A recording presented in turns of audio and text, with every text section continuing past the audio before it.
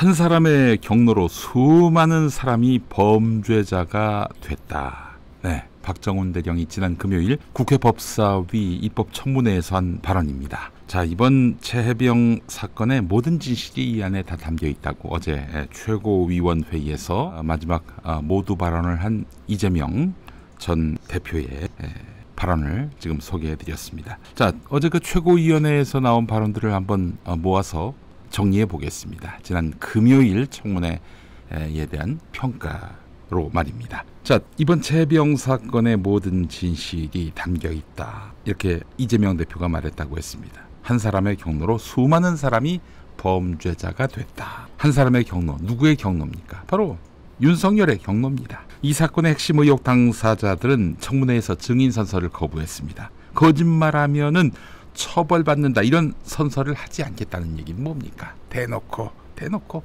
거짓말하겠다, 우리 말을 믿지 말아달라, 이런 얘기 아니겠어요? 정말 거짓말은 천연덕스러웠습니다. 사단장은 수중수색하고 있는 걸 나는 몰랐다, 수색 과정에서 몰랐다, 최혜병이 죽은 다음에는 알았다, 이렇게 이야기를 했잖아요. 연결식 때 알았다, 전에 그 해병대 수사단 나가서 그렇게 진술했는데, 지난 금요일 청문회에서는 그게 아니라 최혜병 장례식장에서 알았다, 이렇게 이야기를 했습니다. 그러나 다 거짓말이었습니다. 일단 뉴스텐션 시간에 보시면 아시겠습니다만 그 수중수색을 지시한 사람은 본인입니다. 그로 인해서 최혜병이 목숨을 잃었고요.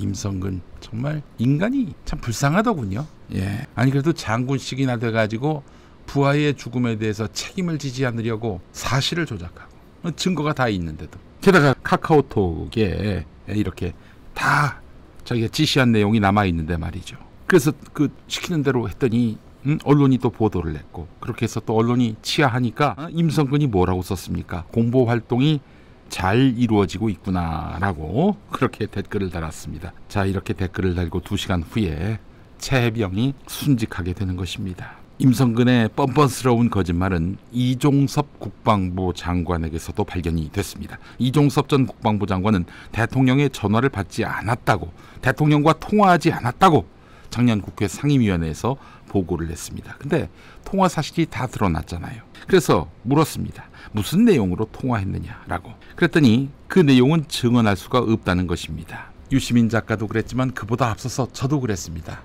이종섭이 이 국면에서 빠져나올 길이 있었어요. 뭐냐? 그 전화를 걸어온 사람은 김건희다, 이렇게 얘기했다면은 임종섭은 작년에 상임위원회에서 했던 대통령 전화를 받지 않았다는 말을 거짓말로 치부당하진 않았을 것입니다.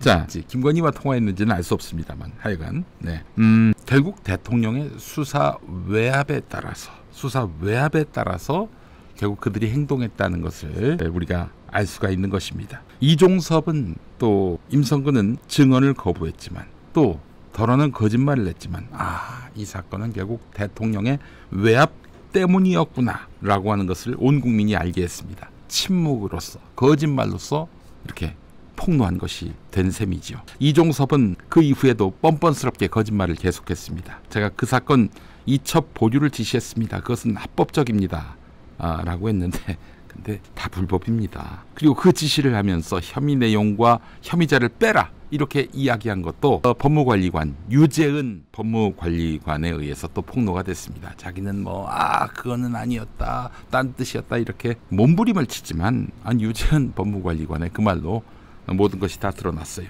자, 혐의 내용과 혐의자를 빼라고 했는데 그 혐의자 중에 바로 임성근이 들어있었던 거 아니겠습니까? 혐의자를 빼라고 했지 임성근을 빼라고 한 적이 없다, 이렇게 이야기를 했습니다. 정말 참, 아까 임성근 보고 참 인간적인 연민을 느낀다라고 얘기했잖아요. 이종섭을 보고도 그렇게 느끼게 됐습니다. 이런 자들이 대한민국 군의 장성이고 국방부 장관이었으니 대한민국 안보가 이 모양 이 꼴이 되는 거 아니겠습니까? 지금 언제든 북한 붙어보자 이러고 있는 윤석열의 이런 객기에 우리 국민들은 더욱 불안해질 수밖에 없는 것입니다. 한간에서는 이번 청문회의 숨은 공신으로 불참한 국민의힘 의원들을 꼽기도 합니다. 불참으로 협조해줘서 고맙다, 방해 없이 청문회 잘 보았다. 그렇죠. 중간중간 또 국민의힘 의원들이 또 질의를 하고 그 이은재 전 의원 표현대로 겐세이를 놓고 그거 안 볼 수 있어서 이렇게 클린한 청문회가 없었던 것 같아요.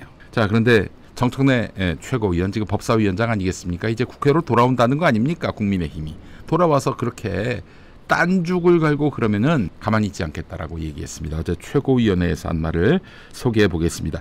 국회법 제145조 회의의 질서 유지 1항 의원이 본회의 또는 위원회의 회의장에서 이 법 또는 국회 규칙을 위반해서 회의장의 질서를 어지럽혔을 때는 의장이나 위원장이 제지할 수 있다. 2항 1항의 조치에 따르지 아니하는 의원에 대해서는 의장이나 위원장이 당일 회의에서 발언하는 것을 금지하거나 퇴장시킬 수 있다.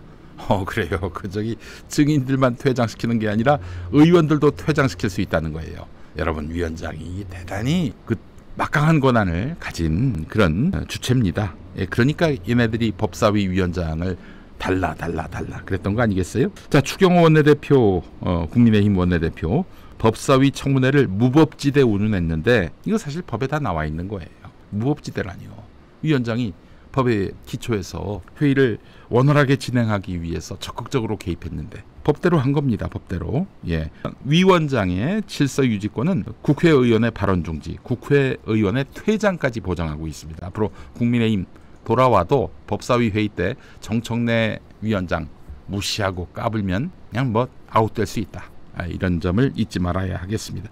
정청래는 한다면 합니다. 자, 이야기 나온 김에 이 수구 부패 언론도 말이죠. 아무 성과가 없었던 맹탕 청문회였다 이렇게 평가합니다. 해병대 수사단의 사건 기록 이첩 직후부터 윤석열은 이종섭과 3번, 임기훈 국방비서관과 1번, 신범철 국방부 차관과 1번 통화를 했습니다. 그리고 적어도 신범철 국방부 차관과의 통화에서는 사건 회수와 관련된 통화를 했음이 신범철의 증언으로 드러났습니다. 신범철이가 비록 선서를 하진 않았지만은 장경태 의원의 정말 끊임없는 추궁에 결국에는 예기치 않았던 진실을 얘기해버린 것이죠. 대통령이 당신한테 임성근 빼라고 하지 않았느냐 이렇게 장경태 의원이 물어보니까 그거는 임성근 빼라는 게 아니라 사건 기록 회수 그것과 관련한 얘기였다. 사건 기록 회수 이것도 대통령이 요구할 수 없는 지시할 수 없는 사안이거든요. 근데 그건 맞다라고 얘기했잖아요. 나중에 딴소리하고 있는데 낙장불입입니다. 낙장불입이에요. 이것만으로도 탄핵 사유가 완성됐어요.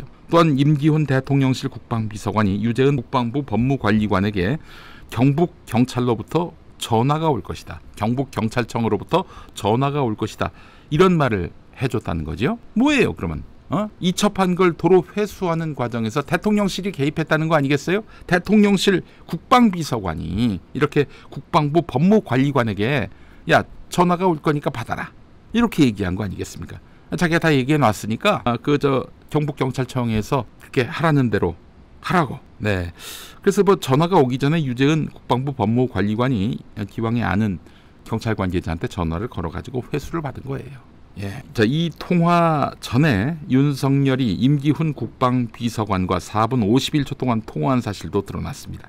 결국 대통령 지시에 의해서 이루어진 일이다 라는 점이 확인됐습니다. 이쯤 되면은 윤석열이가 상대가 아니라면 그 상대는 바로 영장 청구됐을 겁니다. 최수근 해병특검법은 누구도 막을 수 없습니다. 아무리 국민의힘이 반대한들, 당권 주자들이 반대한들 국민들이 동의하지 않습니다. 국민들은 반드시 진실을 규명하라고 요구할 것이고 당장 이번 주 한국갤럽 조사 결과에서 드러날 거라고 저는 확신합니다. 대통령이 직접 전방위적으로 불법적으로 사건 외압을 가한 사실이 드러난 거 아니겠습니까? 자 이번 입법 청문회는 정말 성과가 대단했습니다. 10시간 넘는 시간 동안 거의 동접자가 5만, 6만, 10만에 이르렀습니다. 그리고 MBC 청문회 중계방송 조회수를 보니까 150만에 육박했습니다. 역대 이런 적이 있었나요? 여러분, 국회 회의가 동접자가 수만 명에 이르는 이런 회의 보신 적 있어요? 이게 바로 21대 국회 민주당이 171석을 유지하면서 압도적 다수당으로서 국회를 진두지휘하면서 벌어진 일입니다. 네. 자, 민주당은 그래서 이 입법청문회에 대한 국민적 지지와 성원이 확인된 만큼 김건희 특검법 관련한 입법청문회도 지체 없이 추진하겠다 이렇게 밝혔습니다.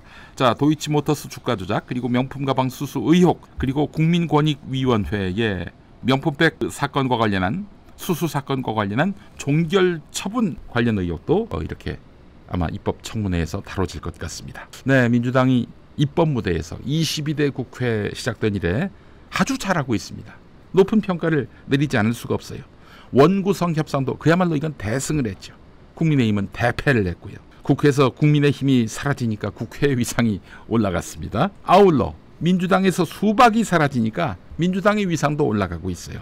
야, 그러니까 결국에는 그동안 가라지를 치우지 않았기 때문에 벌어졌던 정치에 대한 실망감, 그걸 넘어선 혐오감이 아니었나 하는 생각이 듭니다. 성경에 곡식이 다 뽑힐 수 있으니 가라지만 선별해서 잘 뽑아야 한다, 이런 내용이 있습니다. 마태복음 13장에 그런 내용이 나와 있어요.